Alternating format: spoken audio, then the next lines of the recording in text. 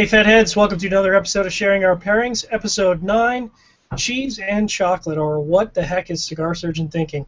Thanks to everyone for tuning in. Thanks for our AFRN listeners for tuning in. I'm here, as always, with my special guest, regular host, Rob. Rob, what's going on? There's nothing special about me anymore. No, you're just old hat at this point? It's every time there's a show, I'll be here. So should we just call you a regular co-host now? Like at this point? I think enough shows. I think so. I mean, it's up to you. It's your show, but I know what I'm doing. I mean, at this point, I'm just making it up as I go, and I just deal with confidence so people think I know what I'm talking about. Just kidding, guys. I know exactly what I'm talking about. Don't. That's the fun part about it. All right, so tell me about what the hell you're thinking. So what's interesting I thought about this show is that it seemed to generate a lot of talk. We've done a lot of shows, so it was show 9 already, and most of our shows entirely have been either about drink-related stuff or just entirely about drinks. And one of the things that I personally enjoy, and I know that this is kind of a hot topic, is I actually enjoy a cigar with a meal. Now, a lot of people don't like smoking when they're eating. Some people smoke afterwards. I actually really enjoy smoking while I'm eating. I don't get to do it a lot. Usually if the weather's warm, which it is this week in Canada, yay, or if I'm in some tropical place, Florida, California, Cuba, whatever, I take every opportunity. So one of the things that I like with tastings is pairing with food, and one of the most common things that they pair with is cheese. Cheese is all over the board in terms of flavors and complexity. I would liken it to Scotch, where you've got mild and floral, and you've got heavy and smoky, and then you've got the funky, whatever that cheese might be, the foot cheese. So for me, it seemed like a natural extension of our pairing show, and if it derives some interesting discussion and some people asking me whether I need to be put away and wrapped up in a straitjacket, I'm okay with that. So, my issue with pairing with food is, well, I guess I just don't consider it a pairing in the same way that I do with the beverage, even though we do the exact same thing. Because, I mean, I don't take a puff, have the smoke in my mouth, and then take a drink, right? And I'm not going to do that with the food, because that's what the image conjures up to me. It's like, oh, well, I'm puffing out smoke, and while I'm chewing on whatever piece of steak or whatever, and that to me is disgusting. So I guess that's why I've never really thought of it. But I'm intrigued by this with the chocolate, and the cheese I think is going to be interesting. We'll see. But I mean, I've got an open mind. But just to let everybody know, we're smoking the El Cedro. That's what we're smoking today. It's not called the 14K. It's just called El Cedro, and that's 14K thing down there. It doesn't actually say 14K. It says cedar in another language, and the language is escaping me. But watch the Cigar Chat episode with Anwar, and you'll get more detail on it. This is one of my favorite cigars from last year. I think, John, this is the first time you were smoking it, so tell us a little bit about your impressions on this one. I mean, it's interesting because, like you said, it is my first time smoking it, which is really a shame. My initial impressions, we were talking previous to the show starting, I said, immediately recognized it is a Dominican cigar. It's pretty clearly Dominican. I don't say that in a disparaging way. It's just Dominican cigars have a particular profile to them where they're typically more hay and light. And I initially got a lot of graham cracker, a lot of sweetness, but there's a little bit of pepper there, which I enjoy, like not medium body, but like just enough to give you a little bit on the back of the tongue. And so far, I mean, it's a shame I didn't review this, because honestly, so far, I would say that this would probably make my top 10 cigars, and I'm only an inch in. And usually, if I'm smoking a cigar and I'm an inch in and I'm thinking this is a top 10 cigar, that's a pretty good cigar for me, especially because, as you know, I tend to gravitate towards fuller-bodied, more peppery Nicaraguan cigars, and it usually takes a lot for a Dominican cigar to blow me away. And so far, I got to say, like, I'm glad you suggested this for the show, because I'm enjoying it a lot. Yeah, it's a nice cigar out of the Kellner Boutique Factory. It is Dominican. I don't have the specs in front of me, but I believe that we have reviewed it. If not, we'll have to very soon. I was under the impression that we did, and I think I might have. It's been a long year and a half. So, It's been a lot of reviews. yeah, for real. So let's. I mean, we got a ton of stuff here. We got a short amount of time, so let's jump in. Through. We gonna so start? what do you got? You want to start with your cheeses? Let's start with chocolate. All right. So what do you got for chocolate? If you guys are watching on Cigar Federation, I've got photos posted of everything. I've got a Trader Joe's basic dark chocolate. Okay. I don't know. It's from Belgium. Then I've got a. I went to Trader Joe's for all this stuff, so I mean, kind of. I wouldn't say I'm sponsored by it because I actually paid for it, but this is organic 72% cocoa Belgian dark chocolate. And then I don't think this is going to pair well, but this is one of my favorite things they have. Dark chocolate bar with caramel and black sea salt, and that is fantastic. 70% cocoa. So what's interesting about that is I was this close to getting a 72% dark chocolate with sea salt, and I regret not doing it because I think that's an interesting combination in its own right. So it'll be interesting to hear your thoughts on that, I think. Mm-hmm. But I've got similar lines: a Madagascar 70% cocoa, Ecuador 75% cocoa. I wasn't able to find any Nicaraguan chocolate, which really bums me out because I'd love to try Nicaraguan chocolate. And then just a very basic Swiss classic milk chocolate with some nuts. I know a lot of people like to crap on milk chocolate. You know, it's kind of the weak sauce of chocolate, but hey man, I like it. It tastes good. It's got a nice, rich mouthfeel to it, and you know, we're not above looking down our noses at people, or we're not about looking down our noses at people at this show. So if you don't like it, too bad for you. So I'm gonna throw myself on mute because I don't think anyone wants to hear me eating, and I'm gonna try a bite of the Madagascar to start and just see how that is. You're gonna start with the Madagascar. I'll while you're doing that, I'm going to jump in with just like, this is a standard dark chocolate. I don't know what the percent. I know it's Belgian. Usually if it doesn't say, it's probably not that high. I don't know. But so the Madagascar is interesting. I mean, it's definitely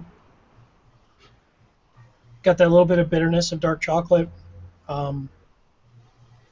It's good. I mean, it's interesting. Try with the cigar now.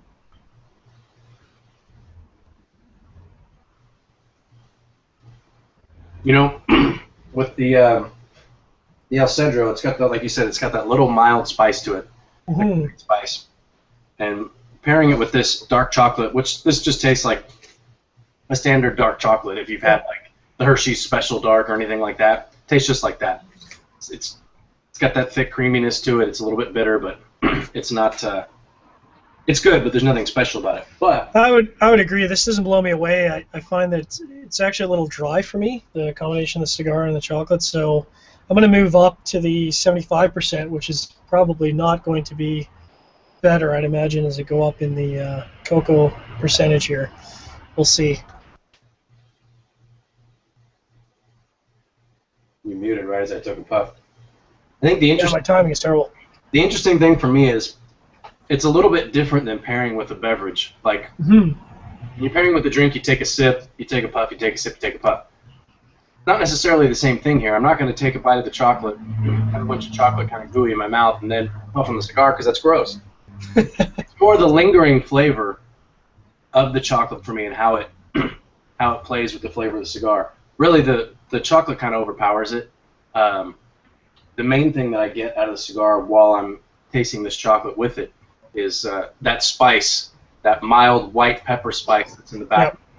Yep. Seems to jump out a little bit more. Ozzy just wanted to know what the cigar was. Ozzy, we're smoking El Cedro. It was released last year out of the Kellner Boutique Factory. It's a I don't think it's Dominican Puro. I should have done my due diligence and pulled up the specs on the cigar before I did that, but I didn't. You can go to I think it's elcedrocigars.com and you can check them out. They're pretty active on social media as well. Yeah, Anwar's a good guy. So yeah, the pairing for me is um, is interesting. I don't know. I'm not blown away by it. You're not blown away. I do actually enjoy and maybe it's just the different brand, like the different origin. The 75% is actually kind of tasty with the cigar. I'm getting different flavors off the cigar without the chocolate. There's some sort of rich cedar to it that I'm not getting otherwise.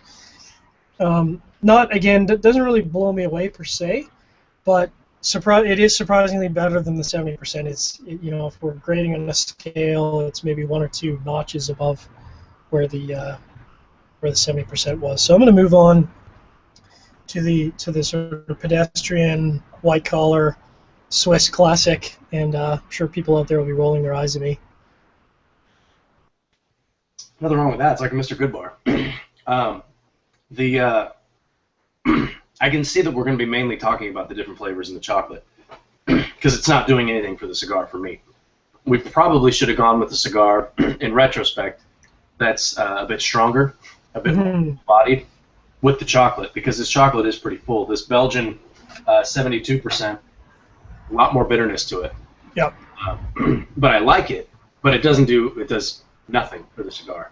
And I would agree with that. I think because initially I was really torn between the El Cedro and I was going to go with the 601 original blend blue, which is very, very full-bodied, very peppery, it's a very full-bodied Maduro cigar. And I agree with you. I think that would be a winning combination with a dark chocolate because that's very instead of being contrasting, they're very complementary in that way. I think you're getting the pepper from the cigar versus the bitter of the chocolate. Yeah. And maybe we'll do that in a follow-up show, but maybe we won't because I've grossed you out completely. No, it's not gross. Oddly, it's and some people even say like eat a little piece of chocolate or something to clear your palate. Yeah. Tasting the 72%, I wouldn't recommend eating that to clear your palate. It's got a little kick to it, like a bitterness kick to it. But I think that the El Cedro is going to shine a little bit more when we start getting into the cheese. No, it is definitely better with the Swiss Classic, partially because of I think there's definitely some sort of cashew in the chocolate, which really pops with the cigar. And Harley Holmes in chat was nice enough to share the fact that the cigar the El Cedro has a Dominican wrapper, Dominican filler, Dominican binder, and then the combination filler is Dominican and Nicaraguan. So maybe that's where we're getting a little bit of that slight pepper. Yeah. Great blend though. I mean, normally you'd think a Nicaraguan filler would overpower a Dominican filler, and they're very complementary, I think. Yeah.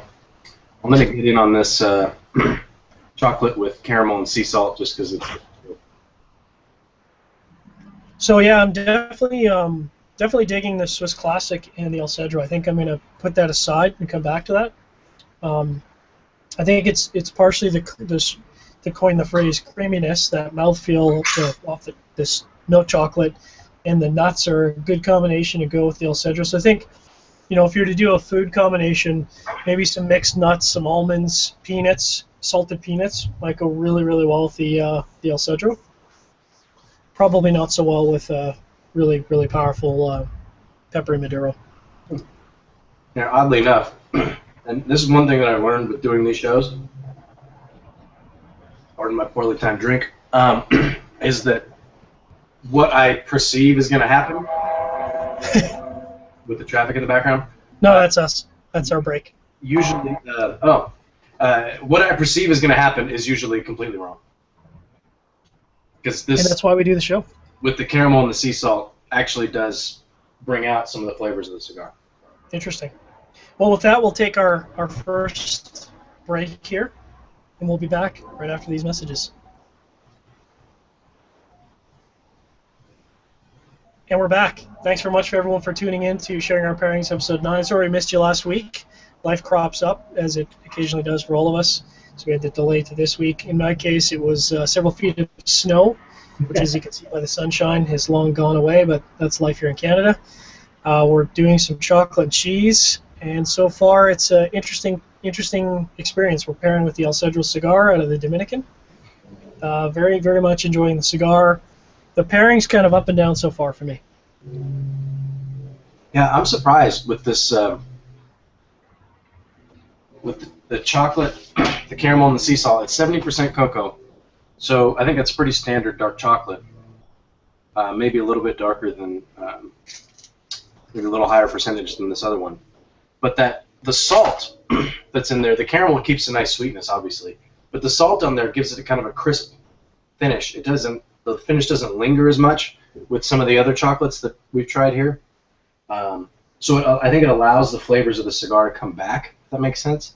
That does make sense. So it's, I mean, it's not dominating the flavor profile. Yeah, like you were saying with the nuts and the one that you had, it's something that kind of clears up the it clears up the chocolate residue, if you will. Mm. So I'm going to actually start moving on to cheese because I realize that as we're going, I might have mistimed our pace here with the amount of cheese I have in front of me because I slowly make myself fat. So I'm going to start with, and this is probably backwards because I'm going to start with the smoky cheeses. Normally, in my experience with any kind of whiskey pairing, you want to start with the lighter stuff. I'm going to actually do it backwards because I don't follow the rules. I'm a wild man that way. You are. You're a rebel. Rebel. So I'm going to go with an Ilchester Applewood smoked cheddar, which, I mean, I'll eat this stuff until I'm 400 pounds because it's delicious. So not sure how it's going to pair with the cigar, but hey, that's why we're here. Give it a shot. Just so you know, you guys are watching on CigarFederation.com. You can see a picture of the different things that we've got. John's got a few cheeses there. I've got a blue Stilton. That's the big, sneaky one. Triple cream brie, which is that's right where I'm at. Nice. It's almost like butter. Yeah, absolutely. This red Leicester something or other, which is just basic. The description is orange cheese with chilies and red peppers, so I think that's one's going to be last. And I've also got an aged cheddar here as well. I'm going to start with the triple cream because I think that's going to be. And I'm working. We'll I'm working my way around. So I've got Applewood cheddar, which is okay. It's not bad. It's not great. It's okay. The creamy to the texture of the cheddar is actually not bad. The smokiness doesn't linger, so it's not overpowering the cigar. I've also got a smoked Gouda, aged Gruyere. I've got a mild cheddar, jalapeno jack, and jalapeno Havarti. And the interesting thing that was told to me before the show started was the two of the cheeses I picked up here are from Bothwell. And what I didn't know, and my uncle who lives in Manitoba told me, is Bothwell Cheese is actually Canada's largest independently owned cheesemaker. So curiously, I just kind of randomly picked them because I'm certainly not a cheese aficionado, but the company's been around since the 30s. It's pretty big deal because it is an independently owned cheese company, and their cheeses are actually award-winning. So I'm looking forward to actually getting to those on my list. How is the what was the first cheese you picked there? It's a triple cream brie. Mm. I'm trying to read the package here. It's a triple cream soft ripened cheese. So to me, it tastes like a brie. It's got, when you get with the brie, the triple cream, it's really, really creamy, obviously, and it spreads on just like butter. You can go from just kind of a real creamy with a buttery flavor to something that's got more of that kind of pungent flavor you get from a blue cheese. And this is a little bit closer to the blue end of things. It's got a little bit more depth to it than a regular brie. It's really, really good, and just like you said, I could eat this stuff until my heart explodes. My doctor would actually be a little bit disappointed in me right now.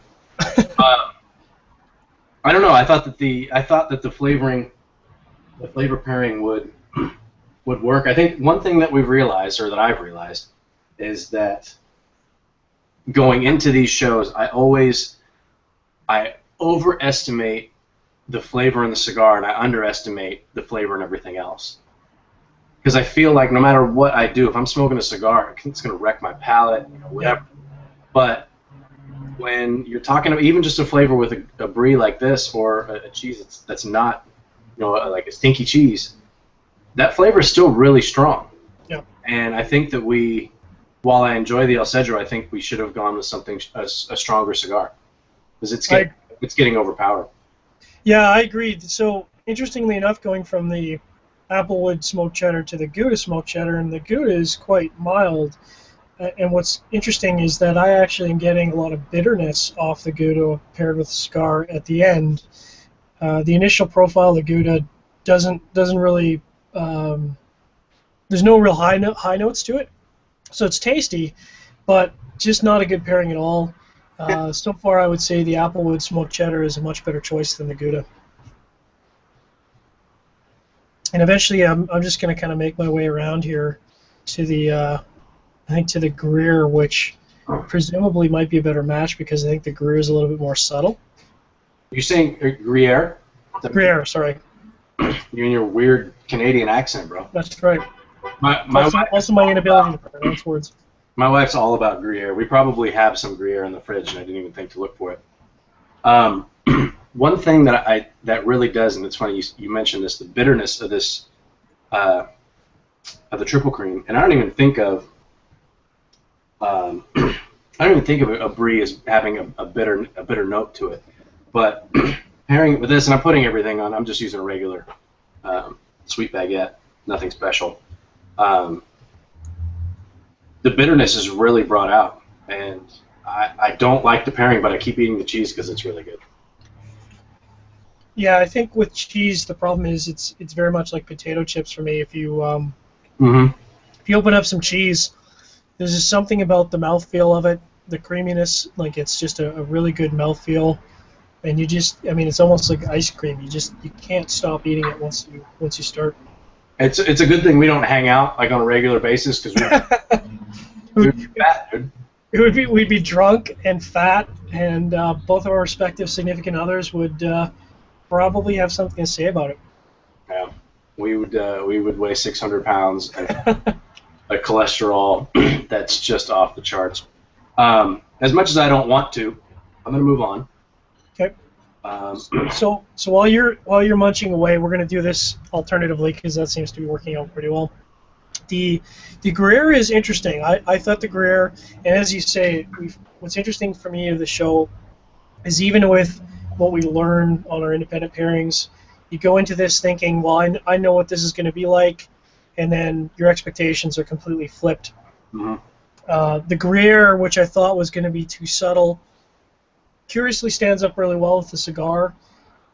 I would sort of liken it to a mid-tone flavor where it's not very strong, but it's not very light, and it seems to sort of linger and hold its own. It's actually a good combination. I could see myself eating crackers, Gruyere, and enjoying an El Cedro together. I think that would actually be not a bad combination. Number two would definitely be the Applewood cheddar, I think. You found one that works. Yeah, it's not bad. Or maybe I'm just drunk on cheese at this point. I mean, it's tough to say. Yeah, I moved on to the what is this here?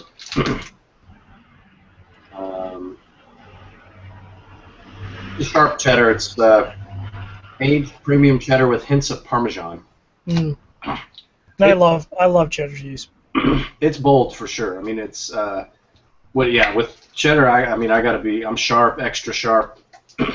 But this is nice. You put it on just a nice little piece. You don't need a big chunk of it. Throw it on a cracker or a piece of bread or something. It's really good. But again, just overpowering the cigar. I'm a little bit disappointed that I wanted for us to smoke the cigar, so I take the blame, but we're overpowering it.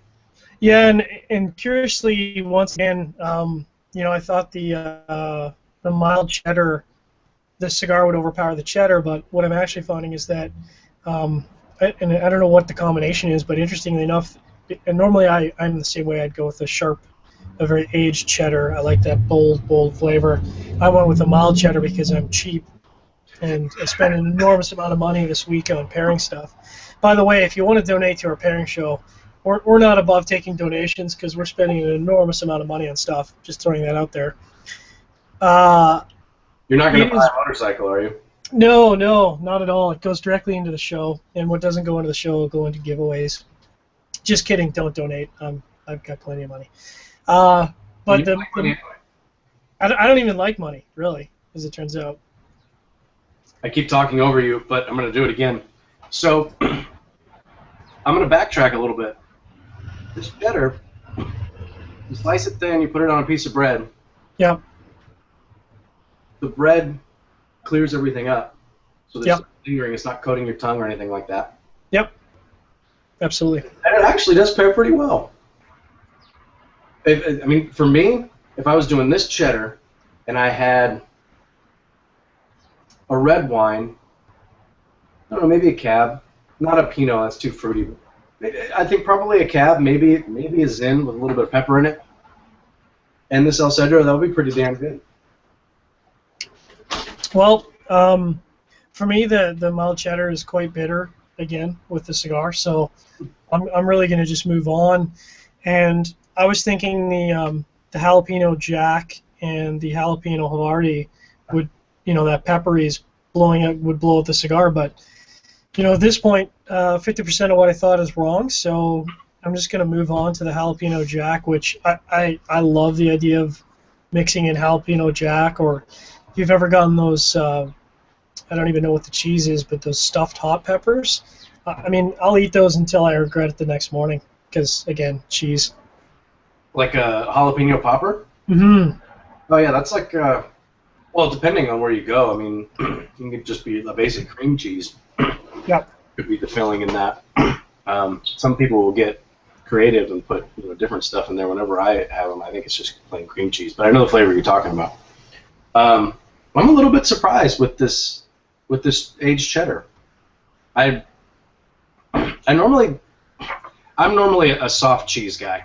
I mean, I want like a softer blue or the brie or something like that I'm spreading, as opposed to something that I'm cutting and remains solid. But the pairing is actually really good. I feel like it's bringing out more. I think it's better for the cheese than it is for the cigar, if that makes sense. What's interesting is, just as you said that, I just took a draw of the El Cedro after having the jalapeno Jack, and the jalapeno Jack wasn't really doing much for me. It was kind of mild with just a slight amount of jalapeno. I was thinking, wow, that's pretty weak for jalapeno. And then I took a deep draw of the El Cedro, and man, oh man, I just got a monster blast of pepper. So, interestingly enough, again, what I would think wouldn't be a great pairing, interesting draws out, if you like peppery, you'll definitely get a blast of pepper out of a jalapeno Jack and the El Cedro, which on its own, neither one seemed that peppery, and combined, they combined their powers to become the pepper overlord. Wonder Twin powers activate. Mm-hmm. Form of a jalapeno.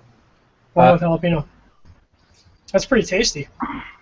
Yeah, we've been doing the show for a while. Like you said, this is the 9th episode, and I feel like I've learned a lot, just from a trial and error standpoint, because that's all this is. Yep. I'm kind of surprised that this cheddar is as good as it is with the cigar.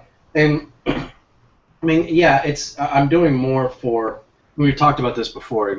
What is your goal with pairing? Is it to complement one thing, make one thing better than the other, or to make them taste good together?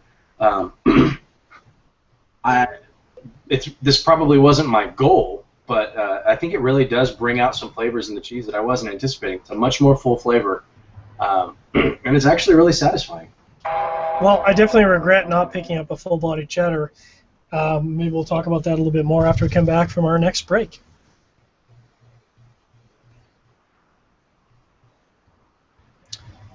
Thanks again, everyone, for tuning in. Thanks very much. Special thanks to our AFRN listeners out there. Hope you guys are staying safe. We're doing a pairing show, which is a little bit different than what we've been doing in the past, chocolate and cheese. This particular segment is sponsored by Project Manana.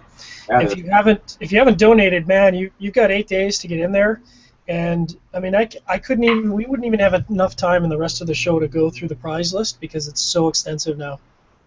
There are some, we'll just put it this way, there are some sweet-ass prizes in there. We're going to have to fix that in post, unfortunately, for AFR. Ass. But I mean, all it takes is $10. $10 gets, I mean, obviously you should be doing it because it's a great charity. It's a non-for-profit charity. They're helping out the kids, and only $10 gets you entered to win. And honestly, the number of times I've seen a guy with a $10 entrance win some of these things, it happens statistically more times than I would think it should happen. I mean, granted, I'm not a statistical guy, but it seems to happen often. So, you know what? All you need is $10 to get in there. You've got 8 days to enter. We've got a ton of side raffles going. So, you know, please take the time to enter. It's for a good cause, and you can win some loot. And we know the Weasel is strong with you guys. So, thanks very much for your support. So, quick question. Since you mentioned, I'm going to keep talking about Project Manana real quick. Please. Because you had mentioned the side raffles. Now, the way I understand it is that, excuse me, there's an overall raffle. That's correct. Buying the ticket for. But if you buy your tickets on any specific day, there's a side raffle that specific day, correct? Or time frame.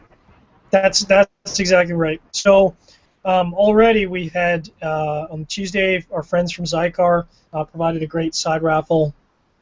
Previously in the past, Espinoza was nice enough to do a full box, an ashtray, which, I mean, I would love to get my hands on those ashtrays. I think those are the coolest things going. Bomb ones? But, oh, man, those are just the coolest thing ever. Totally off topic at this point.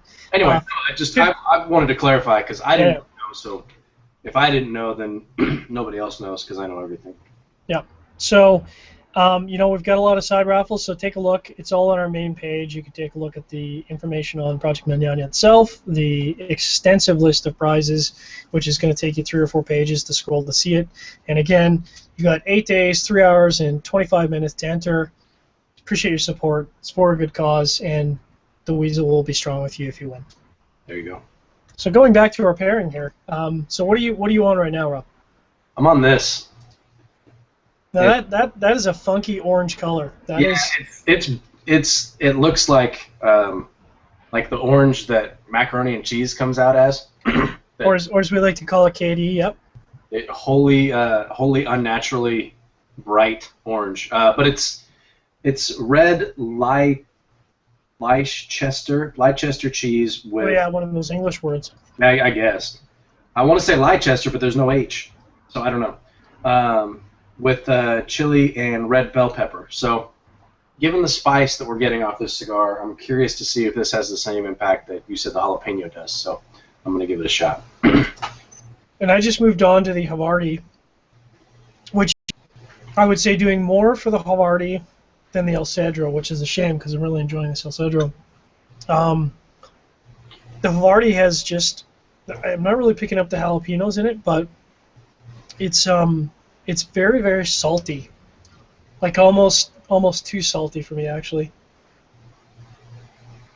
And I'm not really getting anything back when I do either a retrohale or a regular draw off the El Cedro. So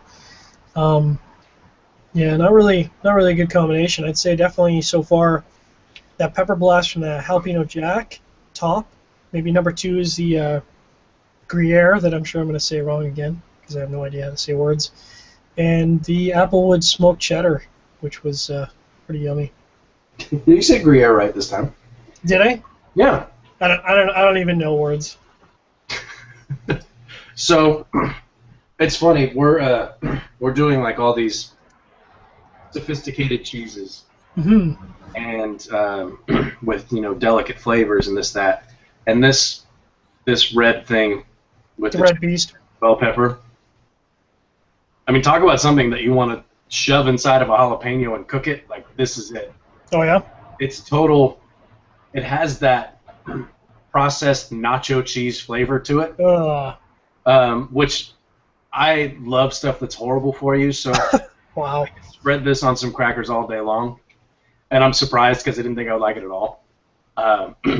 But, again, far more strength of flavor than we're getting out of cigar. I think I just lost John, so I'll just fly solo from here on out. There he is. So yeah, the that Leicester it's good, but it's this is the kind of thing like I'm gonna have this on Sunday afternoons when I'm watching football. Yeah. That kind of thing. You made me nervous when you disappeared. Yeah, that was interesting. Apparently, no matter what you do, and I'm a pretty technical guy. No matter what you do, prepare for, you can't prepare for the unexpected. And for whatever reason, my Hangout just closed down unexpectedly and then restarted unexpectedly. So it's all good. We learned to expect the unexpected. So I've actually got some wild cards here, and I know it kind of goes off of our, because you were asking me before the show what the heck are those two slabs of sausage. I kind of wanted, because I am a big fan of pairing chicken and pork and steak with cigars. Usually my wheelhouse is I'll have a really nice steak and a really full-bodied cigar from Nicaragua. I love that. There's nothing better than that, except for maybe getting up in the morning and having just a really nice Dominican cigar and a cup of coffee. So I've gone with a garlic sausage, which, I'm glad I'm doing this at the end because it's going to blow my palate out completely. And then a Spanish aged and dried chorizo sausage, which I kind of been eyeing up. And this could just be an excuse for me to eat because I haven't eaten yet, but I think it's going to be interesting to pair some sausage with the El Cedro. They're a little bit bolder. Might be the wrong thing to go with, but I'm a crazy man. I'm going to go with it anyways. Yeah, I'm in fat kid heaven over here with all the cheese. Yep. Yeah, it's got to be Leicester. It's got to be how you say it. Anyway, if you run across this and you like the cheese that's probably too orange than it should be, give it a shot. It's pretty good. Throw that on some wheat thins, I'd tear it up. But now I'm really going for it, and I'm going to get in on this Stilton. I don't know if you've ever had Stilton before. Blue cheese, big, bold, stinky as hell, but just simply fantastic. Yeah, so you say that stinky blue cheese, and my mind immediately goes to just a really thick, full-power Islay Scotch. And to me, that would just be heaven, sitting out in the cold with some blue cheese and just a mind-blowing peaty Islay Scotch, and I'd be in heaven. So, as expected, the initial pairing with the garlic sausage and the El Cedro is okay, but that garlic is just so powerful that it's lingering, and it's really actually quite unpleasant after the fact. Not a good combination at all. Quite unpleasant.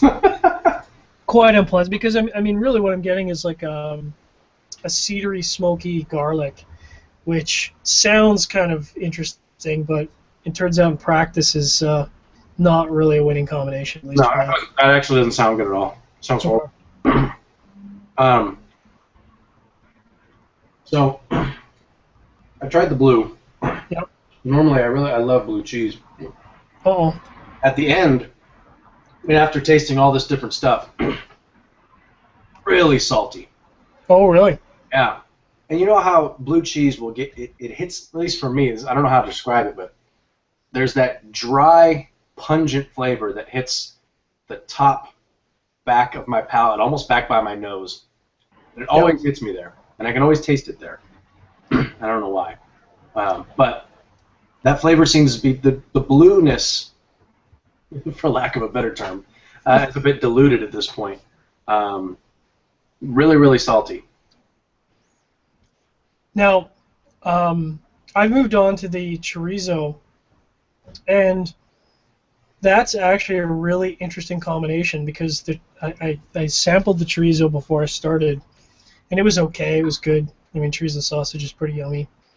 And it kind of takes me back to the jalapeno jack, where I'm getting way more pepper off the cigar, and I'm getting way more flavor off the chorizo than when I tried it on its own. I don't know how to. My mind's still trying to sort of define that. I'm getting a lot more meatiness off the chorizo, where the meatness of the chorizo was kind of sweet, but not very bold. And with the cigar, the chorizo really pops and the cigar really pops. I think this is actually a really winning combination for me is the chorizo sausage and the El Cedro. I think I'm going to go to town because it's pretty good. Interesting. So yeah, I'm digging that. I'm just gonna keep stuffing my face here.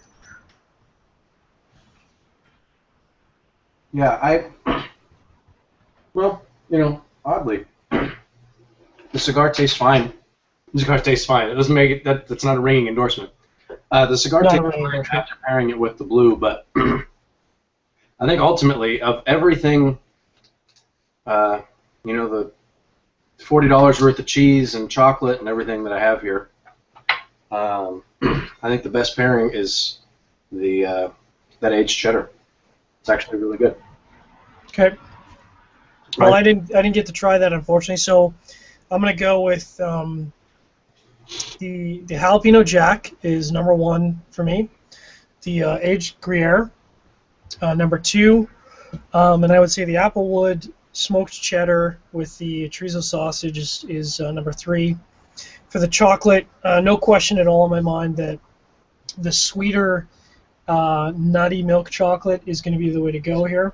For whatever reason, it's just a better combination. I think you hit the nail on the head. If you're going to go with a dark chocolate, you got to go with a really bold, peppery cigar to pair that with. Because, yeah. Yeah. And actually thinking about the chocolate, what would have paired really well with it was the collective. And I don't know if you Oh, yeah. recently. That's smoking pretty good right now. I was just talking to somebody yesterday, my buddy June, he's actually going to start writing for Blind Man's Puff. And Name drop. yeah, and we're actually going to be doing some cross promoting with them too that you guys will see in the future. But I don't know if I was supposed to say that or not. Anyway. Breaking news. Yeah. I was talking to June yesterday about it, and he had just recently smoked. Right, he had bought one of the first boxes. Oh, wow. He smoked it right when he got it, and he liked it. But he smoked it. He smoked one a couple weeks ago, and he just got it. It's such a good cigar. It's now smoking the way it's supposed to smoke, and I think pairing that with some of these bold chocolates would actually work out pretty well. Well, I think we've talked about that in the past where we've reviewed cigars, and it's, we smoke a lot of cigars because we review cigars and we like cigars, but it's oftentimes we'll smoke something and it'll be really good, but we just get this impression that, if it just had another 60 days to rest or maybe 70 days to rest, it would really pop, and I would agree. That was kind of my impression of the collective. Fortunately, I have a whack of them because that's how I get paid. Really, is cigars. I whore myself up for cigars, and I'm really looking forward to revisiting that coming up this weekend, maybe next. Mm-hmm. So we're kind of wrapping things up for our AFRN segment. I appreciate everyone for tuning in. We'll be here again next week. We'll try and limit the amount of weeks we miss as we wrap up the year here. Next week is going to be an interesting one. It's episode 10. And it's going to be our highfalutin pairing, which I'm pretty excited for. So highfalutin. What does highfalutin mean? So highfalutin is it's kind of an old timey word. Highfalutin means fancy, and we're going to go with probably some of our fanciest cigars in our cabinet, and we're going to pair it with something really fancy. In my case, I'm going to go with whiskey because that's kind of my wheelhouse, and I've got some whiskeys here that I'm really, really dying to pour. And because that's not all, we're going to have a special guest, which we'll announce when we go live, so keep your ears on. And again, that's going to be the September the 24th at a regular time of 8 p.m. Eastern, 5 p.m. Pacific. Hope you guys tune in, and if you have any suggestions for the show, please go to our event page and post them there. Yeah, so we'll have like you said, a special guest, hopefully, who's going to know a lot more about the content than I do. Which is a good thing. Yeah, he's a whiskey expert. I mean, we could put him on the show. I could ask him one question. We could just let him talk for an hour, and it'll be a pretty riveting show. I guarantee. Yeah, so that's going to be one of our better shows. Reminds me of the show that we did with the guy from Wellies. Is it Wellies? Wellington Brewery Wellington. out of Ontario. Yeah, But their logo has a welly in it, right? that's right. Yeah, that's what I was thinking. That was a great show because he really knows beer, and I really want to get him back on and get a little bit more specific with some of the beer that we're talking about. I definitely think we'd have to revisit that.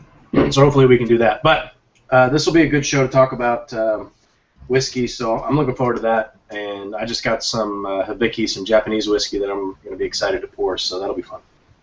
All right, so this is Surgeon and Rob signing out. For other listeners, stick around for After Dark segment.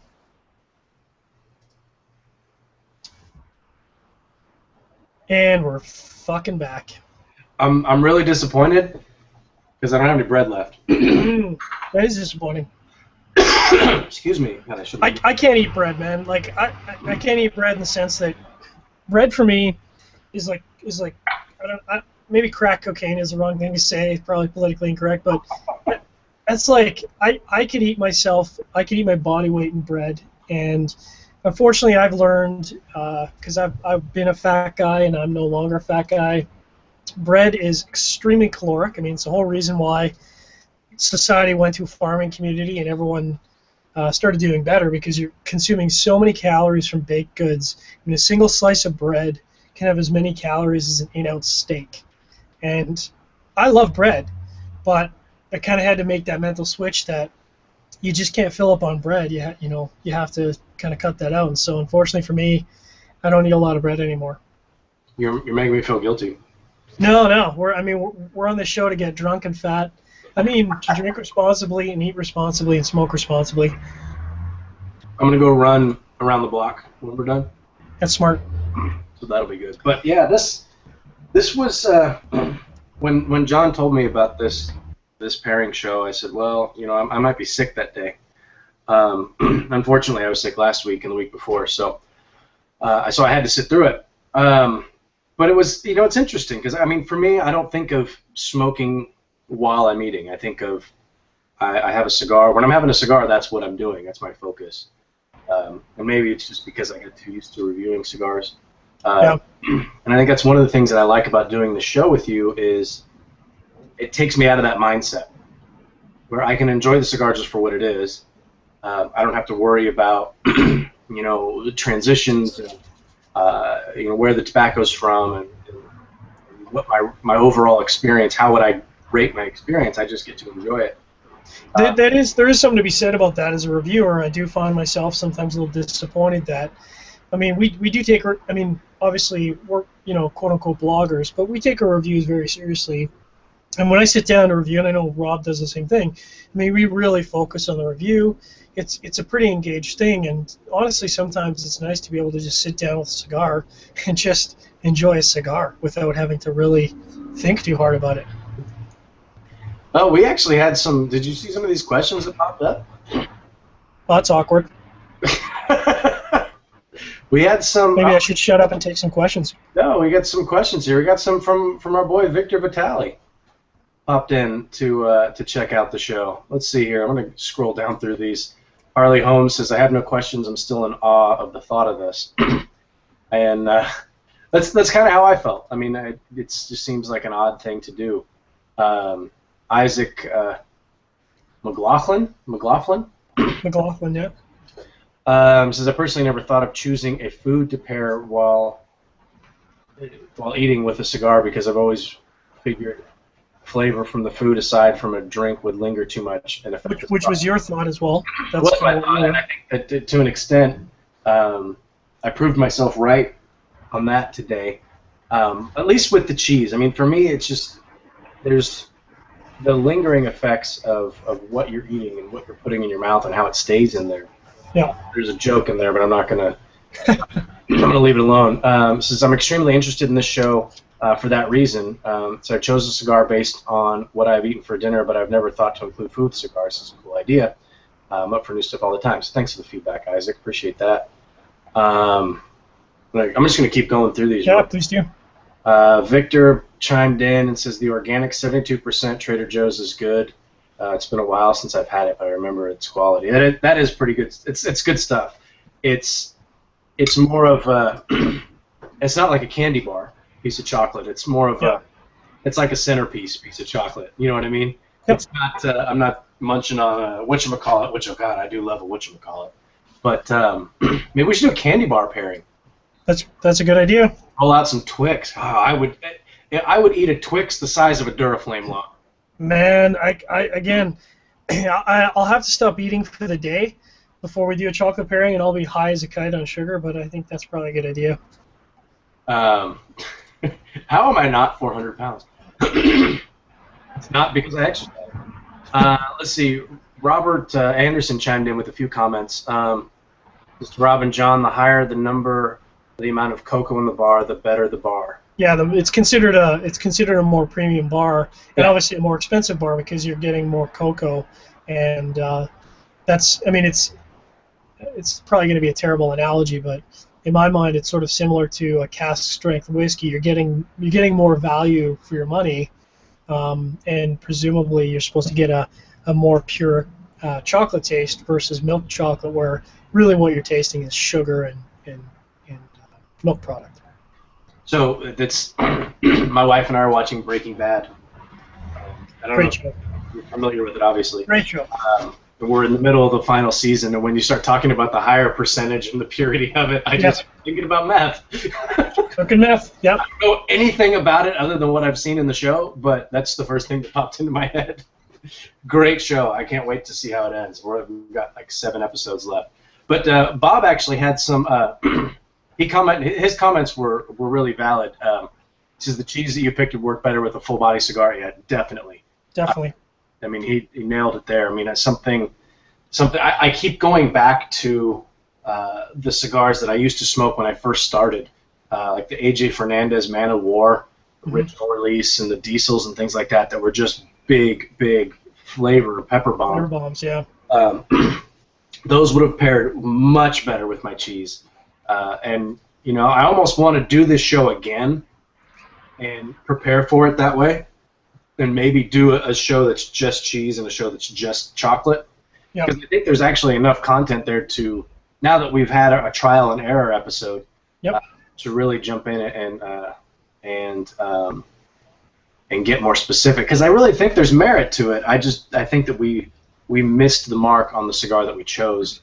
Nothing wrong with the cigar. It's a great smoke. It's just this isn't the right venue for it. And I think what we're learning as we go is that one cigar can't be everything to every product or drink that you're tasting with. There's going to be hits and there's going to be misses, and you know, sometimes they're complementary and sometimes they're contrasting and sometimes they're just terrible.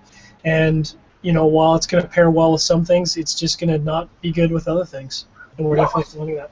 I can't remember what I was smoking when we did the soda show. I don't remember either. But whatever it was, and I paired it with the cream soda? I paired it with ginger ale, and it tasted like bile. Oh, yeah. Yeah, that's what you said, yeah. downright awful. That in my head is a downright awful pairing. I'm going to have to look back and see what it was that I smoked. But, yeah, that did pair well with the cream soda. That was legit. It was the La Gloria Cubana. Oh, right. You did the Esteli and I did the black. That's right. And that's right. So that was with the with the ginger ale. That was just horrible. Not a good combination. Independently, I love them. I really like that cigar, and I love ginger ale. But together, it was bad times. Let's see, one more comment from Bob. He says, John, you can get good chocolate at Cost Plus. Do you guys have Cost Plus up there? No. Cost Plus World Market? Nope. Sadly, we do not. It's an interesting store. They've got everything from like plates to furniture to imported chocolates and imported beers and imported wines and things like that. And he's right. They do have a lot of different styles of chocolates and things. They used to do this. I don't know if they still do, but you could go in there and they would have a wall that was different beers. Some would be imported, some would be domestic, and you get them you get a little holder and you'd fill up your 6-pack.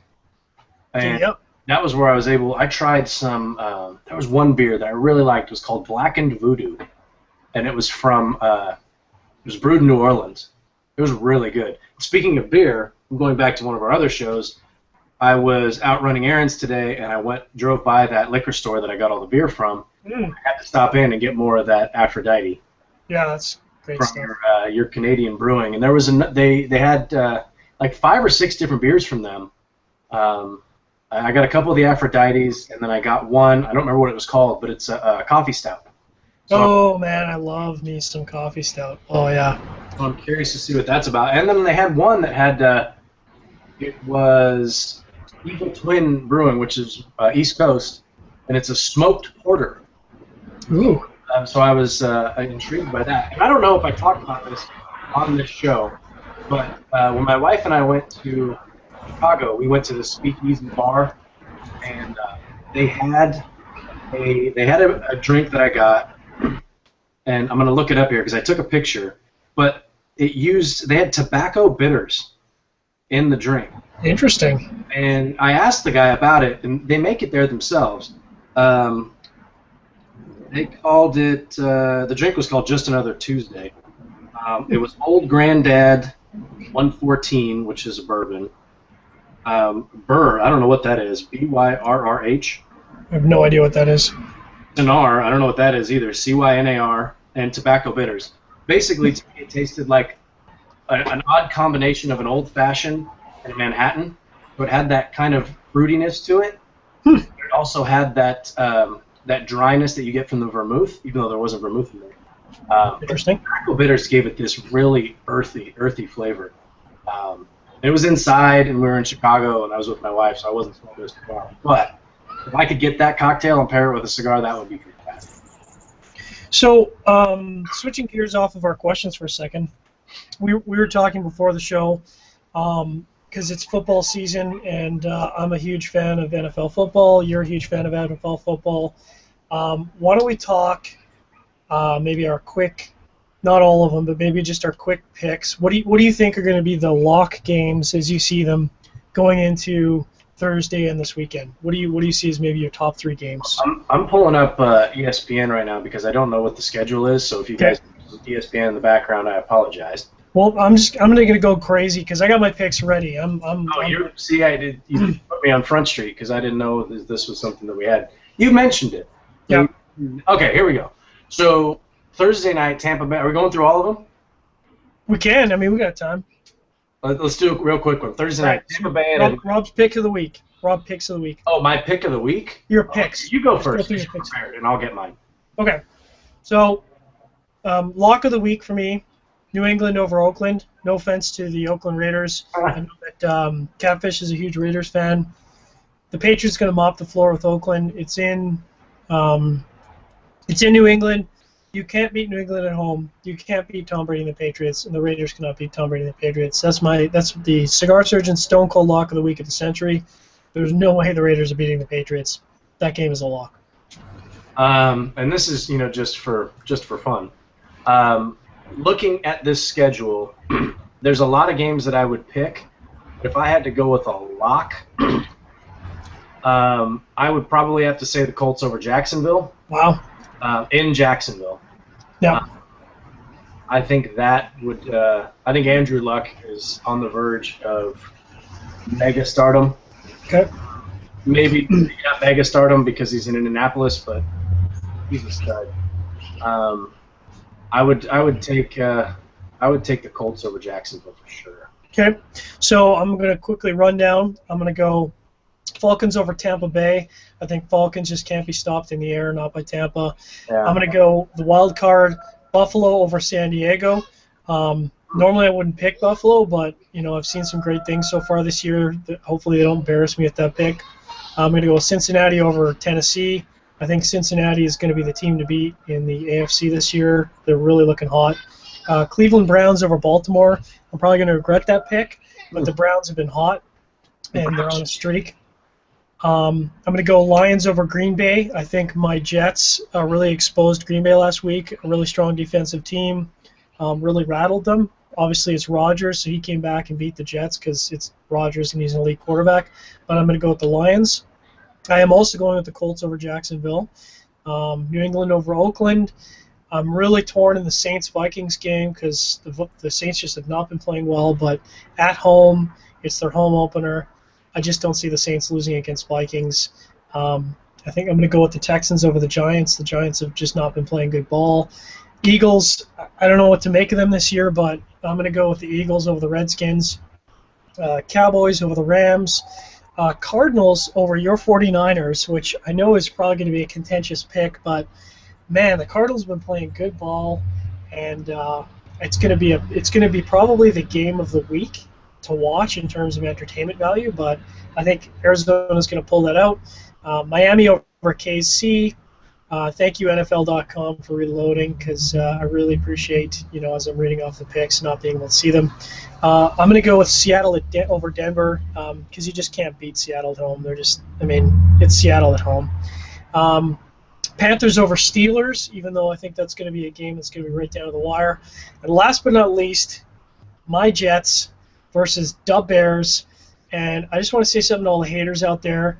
The Jets are the number 3 defensive team in the league right now, number 1 defensive rushing, number 1 rushing team, and people are talking crap about Chicago's defense. Chicago's defense is ranked 16th right now. I'm going to go with the Jets over Chicago, presuming that the Jets don't shoot themselves in the foot yet again. Jets over Chicago. Can I ask a question? Go for it, brother. Who have the Jets played? So far this year? Yeah, the Raiders and who else? The Raiders and the Packers. And I don't know if you watched the Packers game. You probably didn't, because it's the Jets, and you could care less. I don't have the ticket or anything like that, so. The Jets came out of the gate, and this is going to be a bone of contention, but they were handily beating Green Bay. In fact, it looked like it was going to be a blowout by the half. I think the Jets were at something like 21-3 by the half, which was crazy. And then in typical Jets fashion, they just completely self-destructed in the second half. And not to take anything away from Aaron Rodgers, because Aaron Rodgers is amazing. Aaron Rodgers and Jordy Nelson is a combination that is really, really tough to beat. And they came back and won the game. Sorry, we had another comment here. Yeah, no, speaking of teams that dominated in the first half and shit the bed in the second half, my Niners were tough to watch last week. I bet. I'm just going to go through and pick real quick. Okay. I'll take Atlanta over Tampa Bay, Indianapolis over Jacksonville. I'm going to take the Niners over Arizona. I think this will be a statement game for the 49ers, one way or another. Either they're going to come in and slap Arizona around a little bit, or they're going to – I think we'll find out who the 49ers are this week, even though they've got some injuries. I like Buffalo over San Diego. I think Buffalo's look pretty good. They can run the ball a little bit. They can throw the ball a little bit. And their defense looks like it's okay. Not great, but it looks like it's okay. I think they can beat San Diego at home. I think the dog shit game of the week is Dallas at the Rams, because who cares? Yep. They're just horrible, horrible teams. Yep. If the Rams are going to win one game this year, it'll be this one. The Rams might be the worst team in the NFL. That's a really big compliment to the Raiders. Well, it's unfortunate. I mean, you lose your quarterback, right? Yeah, of course. Tough. Yeah, that's tough. Although the last time the Rams lost their quarterback in the preseason, they won the Super Bowl. You heard it here first, folks. Oh, you know what? They didn't win the Super Bowl. Yeah, they did. They did. They won that year. That was the Kurt Warner, I'm not bagging groceries, I'm throwing touchdowns here. Washington at Philadelphia. I think Philadelphia's going to win. Washington's not very good. Giants at Houston. I think Houston's going to win that game. And I think Houston's going to be a pretty good team this year. Their defense is stepping up, even though they lost Clowney. New Orleans and Minnesota, or Minnesota at New Orleans. I think you're right. The Saints are going to win that game. Tennessee at Cincinnati. Tennessee's defense looks good. It does. If there's no AJ Green, that's a tough game. That's a tough game. That might be the most entertaining game of the week. I don't know. I'll probably go Tennessee in that game. Okay. Cleveland and Baltimore. I don't care. I think Cleveland should be undefeated, and I think Baltimore is not a very good team. I think Joe Flacco is easily the most overrated quarterback.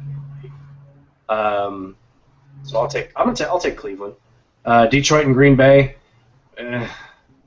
Probably Green Bay. Oakland at New England's not even close. I think Denver's going to go in and beat Seattle. Wow. Okay. That's a bold claim, my friend. I think Denver's they're still chapped from the Super Bowl. I don't know. I could see Denver going in and beating Seattle. Kansas City and Miami. I think that's actually a pretty good game too, even though Absolutely. That's going to be a slugfest. I think it's a good game between two teams that aren't that good. Well, I shouldn't say that. They're good teams. They both have solid defenses and decent offenses. It's just going to be kind of a plodding dink and dunk kind of game. Yeah. 12-6 type. Yeah. 17-10 or something. Yeah, 14-10 or something like that. 14-9. Yeah. I'll take Miami in that one. I feel like their passing game is just a little bit better. Well, actually, it's a lot better. Alex Smith is not very good. Pittsburgh, Carolina. I'll take Carolina. I think Pittsburgh is dog shit. Jets and Chicago. Honestly, man, the Bears won that game on accident. They didn't win. Like, they should get half a win, and the Niners should get 2 losses. Because it was like, it was, and obviously it was personal for me, but it's like, to me it felt like when you're playing 21 against your little brother, who's like, you're 16 and he's 9, and you're like a foot and a half taller than him, and so you let him make a few shots, and you're just kind of screwing around doing like, I'm shooting behind my back and stuff like that, and then all of a sudden you lose, and you're like, oh shit, what happened? That's how that felt to me. So I'll take the Jets. Nice.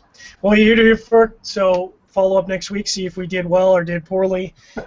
Don't bet based on our picks because I'm sure you'll lose. And we'll see you all here again next week, Wednesday. Tune in, 8 p.m. Eastern, 5 p.m. Pacific. I keep thinking my time zone. Highfalutin. If you got some good stuff, tune in, pour something good. We're going to go back to beverages next week. Yeah, next week will be fun. Thanks, guys. Thanks, Rob.